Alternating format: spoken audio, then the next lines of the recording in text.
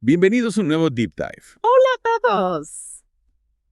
Hoy nos sumergimos en el libro En Blanco de Juan Fernández, un libro que explora cómo mejorar nuestras capacidades para aprender. Exacto. ¿Te has sentido frustrado alguna vez porque no puedes concentrarte Sí. o recordar información importante? Sí. Este libro Sí, podría tener la clave para desentrañar esos misterios. pues totalmente. Fernández va mucho más allá. Sí. Explora no solo la atención y la memoria, Ajá. sino también la motivación, Interesante. la autorregulación e incluso el papel de las emociones en el aprendizaje. Suena fascinante. Sí. Yo siempre he luchado con la procrastinación, Ajá. sobre todo cuando se acerca un examen importante. Ah, El libro nos da alguna pista para vencer a este enemigo silencioso.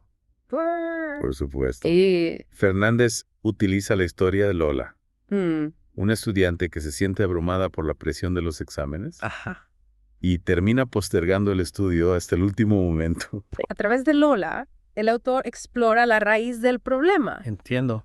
que no siempre es la falta de ganas, Claro. sino una combinación de factores, Sí. como el miedo al fracaso, Ajá. la dificultad para concentrarse, o simplemente la falta de estrategias efectivas. Hablando de concentración, Sí. recuerdo que el libro menciona a Laura, Ajá. una estudiante que se distrae con las notificaciones de WhatsApp mientras intenta resolver problemas de matemáticas.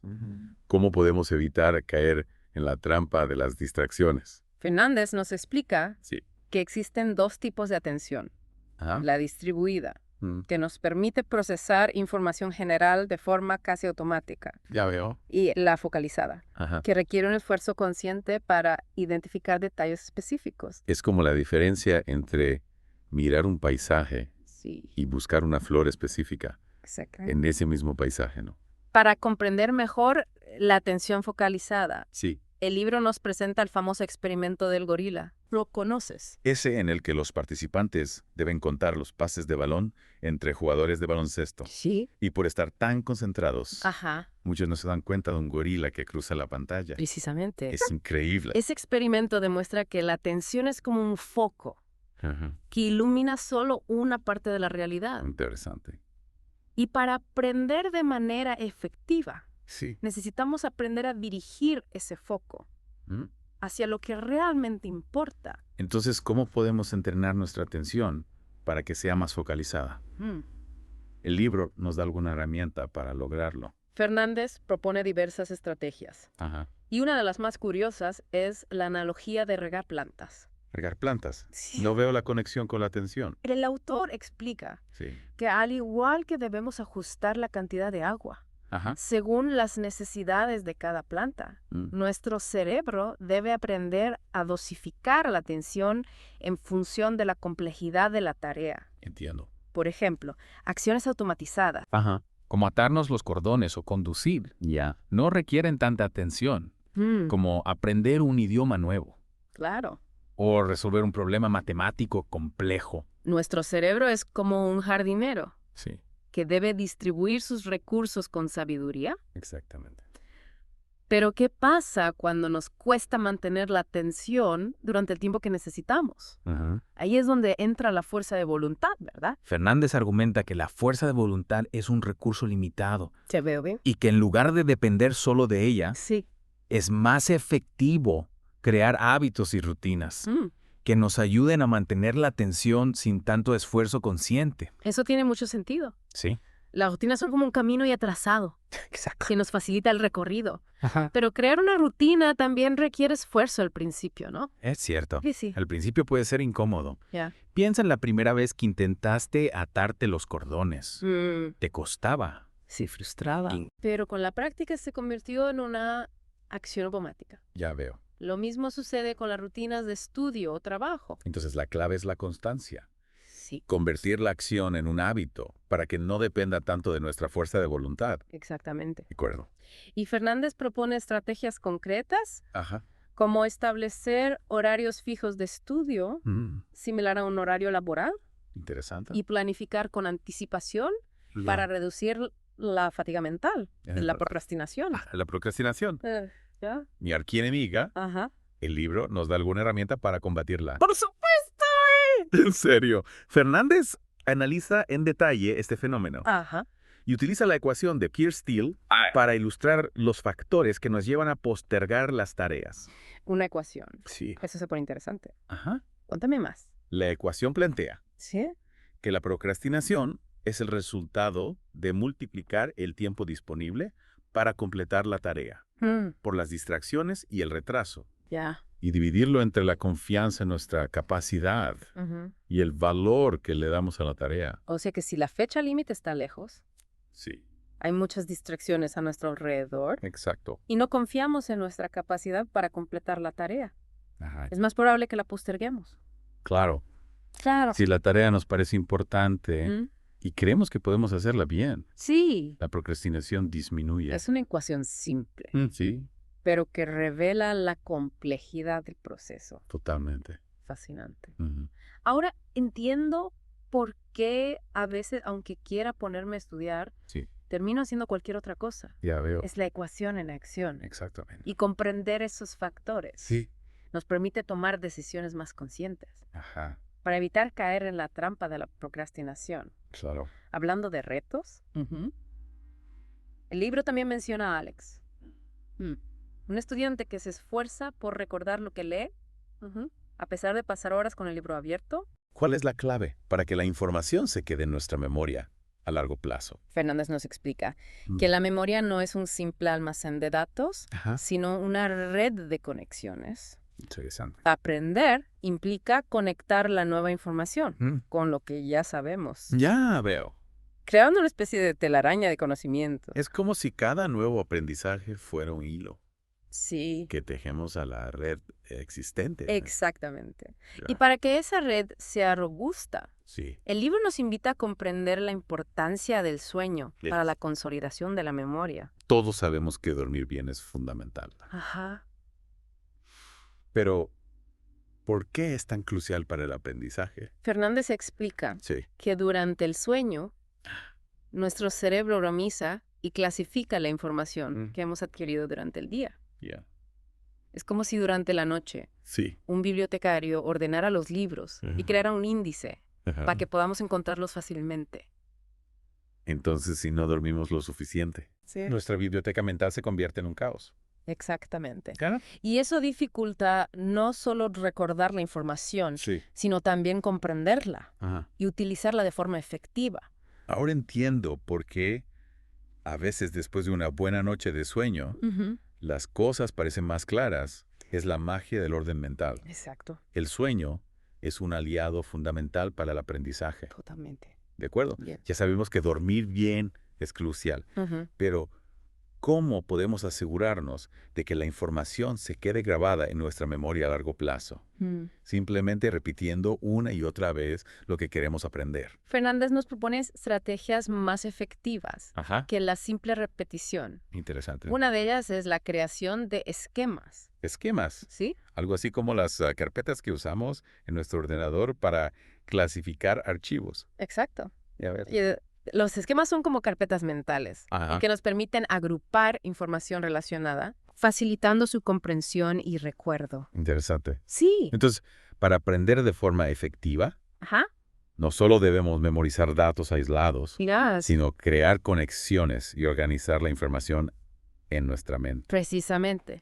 Y para fortalecer esas conexiones, Ajá. Fernández nos invita a explorar el aprendizaje generativo. El aprendizaje generativo. Sí, Suena a un proceso muy dinámico. lo es. Ya. Se trata de ir más allá de la simple recepción pasiva de información Ya veo. y convertirnos en creadores de nuestro propio conocimiento. Me encanta esa idea. Sí. Convertirnos en arquitectos de nuestro propio aprendizaje. Ajá.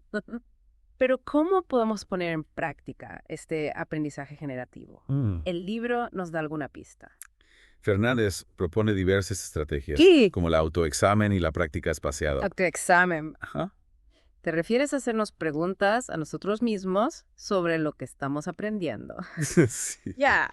Se trata de ponernos a prueba. De intentar recordar la información sin mirar las notas, para comprobar qué hemos aprendido realmente. Es como un juego de preguntas y respuestas con nosotros mismos. Exacto. Y la práctica espaciada consiste en distribuir las sesiones de estudio a lo largo del tiempo. en lugar de concentrar todo el esfuerzo en un solo día. Es como regar una planta poco a poco, Claro. en lugar de inundarla de golpe. Ya, Ajá. perfecta analogía. La práctica espaciada permite que la información se asiente en nuestra memoria, Sí. de forma más gradual y duradera. De acuerdo. Claro. Ya tenemos algunas herramientas para mejorar nuestra atención, memoria y comprensión. Sí. Pero, ¿qué pasa con la motivación? Mm. ¿Qué podemos hacer cuando, como Lola, nos sentimos aburridos o desmotivados para estudiar? Este es un punto crucial que Fernández aborda con mucha profundidad. Ya ver. El libro nos invita a comprender la complejidad de la motivación Sí. y nos presenta diferentes tipos de motivación, Ah. que van más allá de la simple dicotomía entre motivación intrínseca y extrínseca. Explícame un poco más sobre eso. Claro. Siempre he creído que la motivación intrínseca, Sí. esa que nace del puro placer de aprender, Ajá. es la ideal. Ajá. Fernández nos dice que hay otros tipos de motivación que también son válidos. Exactamente. ¿En serio? El libro nos explica que la motivación extrínseca, que a menudo se ve como la mala de la película, puede dividirse en diferentes niveles de regulación. Interesante. Desde la externa, Ajá. que se basa en recompensas y castigos externos, hasta la integrada, Mm.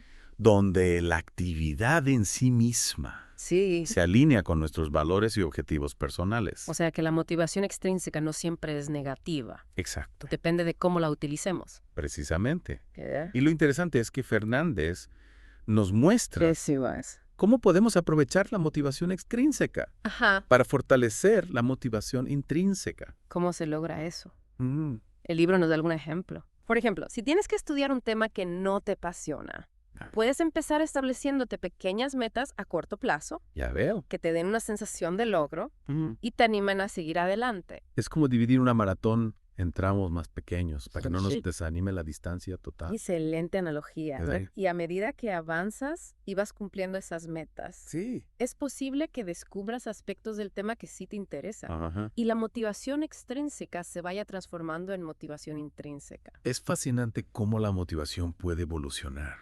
Sí, Y el libro habla también del circuito de recompensa del cerebro. por supuesto. Siempre he escuchado que la dopamina, la hormona del placer, juega un papel importante en la motivación. Fernández dedica una parte del libro a explicar cómo funciona el circuito de recompensa Ya veo. y cómo podemos aprovecharlo para nuestro beneficio. Cuéntame más sobre eso. Claro. Me intriga cómo podemos hackear nuestro propio cerebro para sentirnos más motivados. Fernández explica que la curiosidad activa este circuito. Eso es genial. Sí. Significa que el aprendizaje puede ser placentero en sí mismo, Ajá. no solo por las recompensas externas que podamos obtener. Exactamente. ¿Sabes?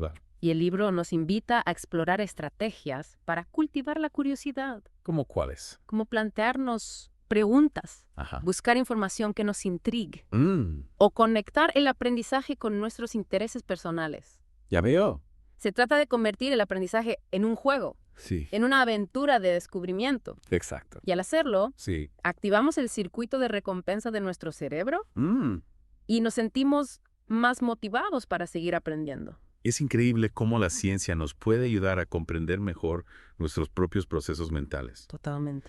Hemos cubierto bastante terreno en esta primera parte de nuestro deep dive en blanco. Sí. Hemos hablado de la atención, Ah, la memoria, la motivación, claro. y aún nos queda mucho por explorar. Así, Ah, en la segunda parte nos adentraremos en la práctica deliberada, mm, la toma de notas interesante. y otras estrategias para fortalecer la memoria y la comprensión a largo plazo. No se pierdan la segunda parte de este apasionante viaje al mundo del aprendizaje. Los esperamos. Mm. Retomamos nuestro deep dive en blanco Sí. en la primera parte. Ajá. Exploramos cómo la atención, la memoria y la motivación juegan un papel crucial en el aprendizaje. Exacto. Ahora, nos adentraremos en estrategias más específicas Mm. para convertirnos en aprendices más efectivos. Me parece genial. Ajá. Recuerdo que el libro menciona la práctica deliberada Sí. como una de las claves para alcanzar la maestría en cualquier disciplina. Ajá. ¿Podrías explicarnos en qué consiste? Claro. La práctica deliberada va más allá de simplemente repetir una actividad muchas veces. ¿Ya ve? Se trata de practicar con un propósito claro, Ajá. enfocándonos en áreas específicas que queremos mejorar Mm. y buscando retroalimentación constante para ajustar nuestro enfoque. Es como la diferencia entre tocar la guitarra sin un plan específico. Sí. Y practicar escalas y acordes concretos con la guía de un profesor, ¿verdad? Exactamente. Ya. Fernández utiliza el ejemplo de Benjamin Franklin, un apasionado del ajedrez, Ajá. que a pesar de jugar durante horas, no lograba convertirse en un maestro. ¿Y por qué no mejoraba si le dedicaba tanto tiempo? Me intriga saber qué le faltaba a su práctica. Le faltaba la deliberación. Simplemente jugaba partidas sin analizar sus errores, sin identificar sus debilidades ni buscar estrategias para superarlas. En contraste, el libro menciona el caso de las hermanas Polgar, quienes se convirtieron en maestras del ajedrez gracias a un entrenamiento riguroso y enfocado. Entonces la clave no está solo en la cantidad de tiempo que dedicamos a la práctica, sino en la calidad de esa práctica. Precisamente.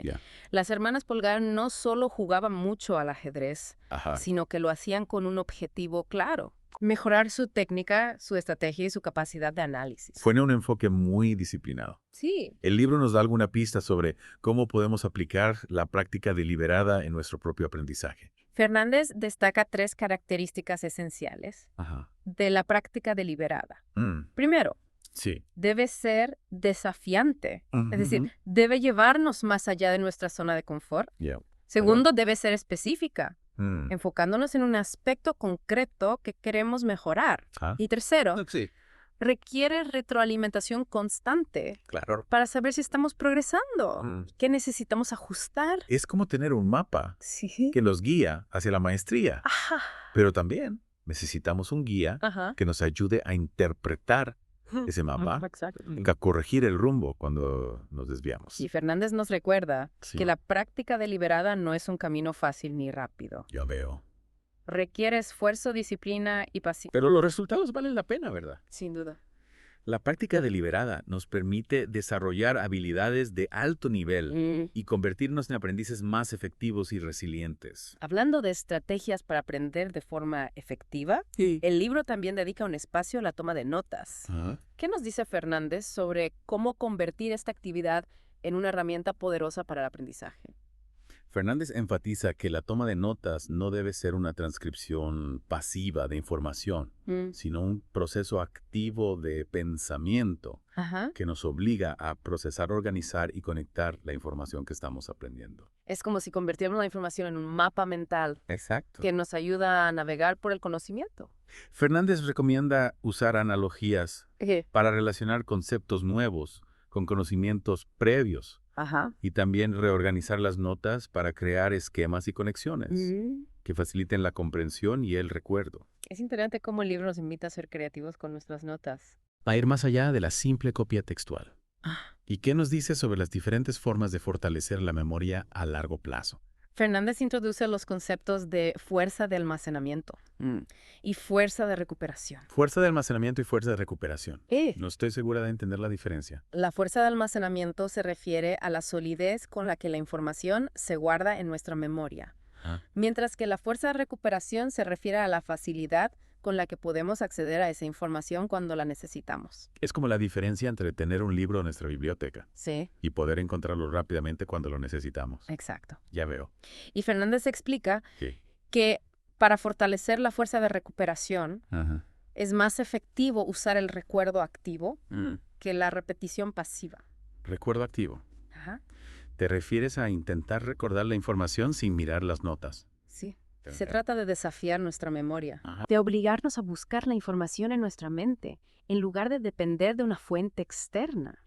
Y esto podemos hacerlo a través de diferentes estrategias, como hacernos preguntas, resolver problemas o explicar el tema a otra persona. Es como si en lugar de limitarnos a leer un mapa, intentáramos dibujarlo de memoria para comprobar qué hemos aprendido realmente del terreno. Excelente analogía. El recuerdo activo nos ayuda a fortalecer las conexiones neuronales y a consolidar la información en nuestra memoria a largo plazo. Y la repetición pasiva.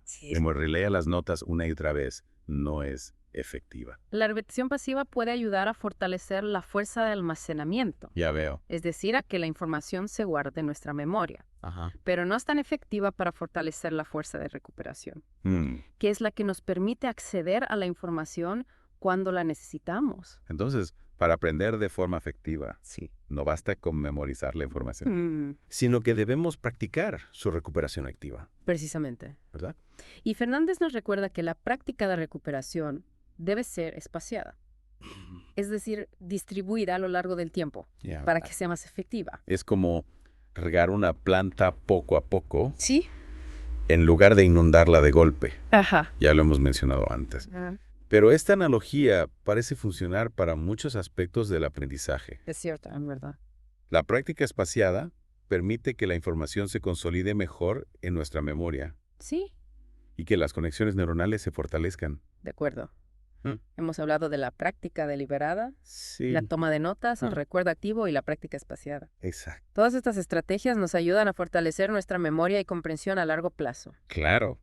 Pero el libro también habla de la autorregulación como una habilidad fundamental para el aprendizaje. ¿Podrías explicarnos un poco más sobre este concepto? La autorregulación es la capacidad de controlar nuestros pensamientos, emociones y acciones para alcanzar nuestras metas. Ya veo. Es como tener un timón que nos permite navegar por las aguas turbulentas del aprendizaje. Ya hemos hablado de la importancia de la fuerza de voluntad, Ajá, pero parece que la autorregulación va más allá de simplemente resistir las tentaciones. exactamente. La autorregulación implica no solo controlar nuestros impulsos, sino también planificar nuestras acciones, Ajá. monitorear nuestro progreso y ajustar nuestras estrategias cuando sea necesario. Es como ser el capitán de nuestro propio barco de aprendizaje. Me encanta esa imagen. ¿Verdad? Y Fernández nos proporciona un mapa detallado Ajá. para convertirnos en capitanes más hábiles. ¿Qué tipo de herramientas nos ofrece el libro para fortalecer nuestra autorregulación? Fernández nos propone diversas estrategias, Ay. como la verbalización de nuestras acciones, la visualización de situaciones desafiantes Sí. y la autoobservación. Ya hemos mencionado estas estrategias en la primera parte del episodio, ¿verdad? Sí, Sí. pero en el capítulo sobre autorregulación, Ajá. Fernández profundiza en estas estrategias Mm, y nos da ejemplos concretos ya veo. de cómo aplicarlas en nuestro día a día. Me interesa especialmente la autoobservación. ¿Cómo podemos observarnos a nosotros mismos de manera efectiva Ujú. para mejorar nuestro aprendizaje? Fernández sugiere llevar un diario de aprendizaje, donde podemos registrar nuestro progreso, nuestros desafíos Ya, y las estrategias que estamos usando. entiendo. También podemos utilizar la grabación de audio o vídeo. Grabarnos a nosotros mismos. Sí, Suena un poco extraño, ¿qué os puede parecer? pero puede ser muy revelador. Ya veo. Al vernos a nosotros mismos en acción, Ajá. podemos identificar patrones de comportamiento Mm. de los que no éramos conscientes. Por ejemplo, podemos darnos cuenta de que nos distraemos con mucha facilidad. O de que no estamos utilizando las estrategias de estudio más efectivas. Exacto. Claro. Y una vez que somos conscientes de esos patrones, Ajá. podemos empezar a cambiarlos. Y hablando de cambio, Sí. Fernández también destaca la importancia de la flexibilidad Ajá. para adaptarnos a los desafíos del aprendizaje. Sí. El aprendizaje no es un camino lineal, Ya veo. sino un proceso dinámico Ajá. que requiere que nos adaptemos a las circunstancias cambiantes. Es como navegar por un río, con rápidos y curvas inesperadas. Necesitamos ser flexibles para no encallar. Muy buena analogía. Ah, Y Fernández nos recuerda sí. que la flexibilidad no significa renunciar a nuestros objetivos, sino adaptarnos a los obstáculos que encontramos en el camino. De acuerdo. Ajá. Hemos hablado de la autorregulación, Sí. de la flexibilidad. Ajá. ¿Qué más nos dice Fernández sobre cómo convertirnos en mejores aprendices? El autor dedica un capítulo entero Mm, a las emociones y a cómo éstas influyen en el aprendizaje. Ya hemos hablado un poco de las emociones, ¿verdad? Sí. Sobre todo en relación con la motivación. Pero en este capítulo, Ajá. Fernández profundiza en el tema Mm, y nos presenta una tipología de emociones. Otra tipología de emociones. Sí, Cuéntanos más sobre eso. claro. Me intriga saber cómo las emociones pueden ser aliadas o enemigas del aprendizaje. Fernández divide las emociones en 3 categorías principales: Aquí, positivas, negativas y desactivantes. supongo que las emociones positivas, Ajá. como la curiosidad y el interés, Sí, son las que nos impulsan a aprender. exacto. Y- Y Fernández nos anima a cultivar estas emociones mm, a través de estrategias como la búsqueda de significado, a conexión con nuestros intereses Ya. y la celebración de nuestros logros. Y las emociones negativas como la ansiedad y el miedo. Ajá, Supongo que son las que nos bloquean y nos impiden aprender. es cierto. Pero Fernández nos recuerda de las emociones negativas también pueden ser útiles si las gestionamos adecuadamente. ¿Cómo podemos gestionar las emociones negativas de manera que no nos bloqueen? Fernández nos propone varias estrategias, Bájame. como la reestructuración cognitiva, Ah. la relajación, Sí. la búsqueda de apoyo social y la autocompasión. Ya hemos hablado de estas estrategias antes, ¿verdad? Sí. El contexto de la autorregulación. Pero en este capítulo, Fernández las relaciona específicamente con las emociones negativas que surgen durante el aprendizaje y nos da ejemplos concretos Pero de no cómo vuelve. aplicarlas en diferentes situaciones. En las emociones desactivantes, ¿qué son? No recuerdo haber escuchado ese término antes. Son emociones como el aburrimiento y la desesperanza Ajá. que nos hacen sentir apáticos y desmotivados. Esas emociones sí que son peligrosas, Sí, porque nos roban la energía para aprender. Es como No. si nos apagaran por completo. exacto. Ya. Y para combatirlas, Fernández nos propone estrategias como la búsqueda de significado, ajá, la conexión con nuestros intereses, ajá, la diversificación de las actividades y la búsqueda de apoyo social. de acuerdo. Hemos cubierto mucho terreno en esta segunda parte del episodio. Sí. Práctica deliberada, Ajá. toma de notas, Ujú. autorregulación y emociones. Exacto. Realmente el libro nos ofrece un mapa muy completo para convertirnos en mejores aprendices. Así es. Y en la tercera parte, Sí. exploraremos el último capítulo del libro, que se centra en la autopercepción Ajá. y la importancia de desafiar nuestras propias creencias limitantes. No se pierdan la tercera y última parte de nuestro deep dive en blanco. Los esperamos. Aún nos quedan muchas ideas fascinantes por descubrir. En esta última parte de nuestro deep dive en blanco, Sí. vamos a explorar un aspecto fascinante del aprendizaje, Ajá. la autopercepción. Ujú. Muchas veces, nuestra propia imagen Bien. puede influir en cómo aprendemos, Claro. incluso sin darnos cuenta. Tienes razón, a veces nos subestimamos o pensamos que no somos capaces de aprender algo nuevo. Ajá. ¿Cómo podemos romper con esas creencias limitantes que nos frenan? Fernández nos advierte sobre el peligro del autoengaño. Esa tendencia a sobreestimar nuestras capacidades o a minimizar la importancia de lo que aún no dominamos. Ya veo. Es como si tuviéramos un espejo distorsionado Sí. que nos muestra una imagen equivocada de nosotros mismos. Es una imagen muy potente. Sí. Y para tener una visión más clara, Ajá. ¿qué estrategias nos recomienda el autor? Fernández nos anima a buscar feedback objetivo, Mm, como si contrastáramos nuestra imagen en ese espejo distorsionado sí. con la visión de otros espejos más nítidos. Interesante. Este feedback puede venir de diferentes fuentes: Ajá. pruebas, Mm, la opinión de expertos sí. o la comparación con nuestro propio desempeño en el pasado. Tiene sentido. Ujú. A veces necesitamos una perspectiva externa para identificar nuestros puntos ciegos Ajá, y vernos con mayor claridad. exacto. ¿Y qué papel juega la autoeficacia en este proceso de autopercepción? Recuerdo que la mencionaste en la primera parte del episodio, Sí, en relación con la motivación. exacto. La autoeficacia, esa creencia en nuestra capacidad para lograr lo que nos proponemos, Ajá. es fundamental no solo para la motivación, sino también para el aprendizaje en general. ¿Podrías explicarnos un poco más cómo la autoeficacia influye en nuestras estrategias de aprendizaje? Claro. Sí. Imagina a dos estudiantes que se enfrentan a un examen difícil. El estudiante con alta autoeficacia confiará en su capacidad para aprobar Ya veo. y buscará estrategias efectivas para prepararse, como la práctica espaciada o el autoexamen. En cambio, el estudiante con baja autoeficacia puede dudar de su capacidad Claro. y recurrir a estrategias menos efectivas, como la procrastinación o la memorización mecánica. Entiendo si creemos que somos capaces de lograr algo. Es más probable que nos esforcemos para conseguirlo. Exacto. Y si dudamos de nosotros mismos, es más fácil que nos rindamos antes de tiempo. Precisamente. Sí. Y lo más interesante es que la autoeficacia no es un rasgo innato e inmutable. sino una creencia que se puede desarrollar a través de la experiencia, aprendizaje y la retroalimentación positiva. Esa es una gran noticia. Sí. Significa que todos podemos fortalecer nuestra autoeficacia y convertirnos en aprendices más resilientes. Exacto. ¿Y qué nos dice Fernández sobre la mentalidad de crecimiento? He escuchado este término en otros contextos, pero me gustaría saber cómo se relaciona con el aprendizaje. Fernández la describe como la creencia de que nuestras capacidades no son fijas, sino que pueden desarrollarse con esfuerzo y dedicación. Ya veo. Es como si viéramos nuestro cerebro como un músculo que podemos entrenar y fortalecer a través del ejercicio constante. Me encanta esa analogía. Sí.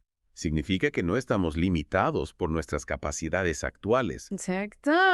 sino que tenemos el poder de expandir nuestro potencial a través del aprendizaje. Precisamente.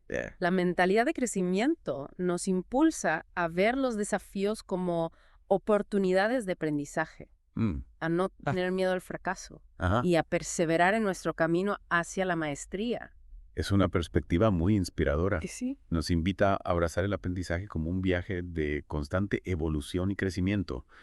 Hemos llegado al final de nuestro deep dive en blanco. Así es. Realmente ha sido un viaje fascinante por el mundo del aprendizaje. Totalmente. ¿Cuáles dirías que son las ideas clave que nos llevamos de este libro? Hemos explorado un mapa completo del aprendizaje, desde la atención focalizada y la creación de esquemas mentales, hasta la importancia del sueño, Claro. la práctica deliberada y la autorregulación. Ya veo.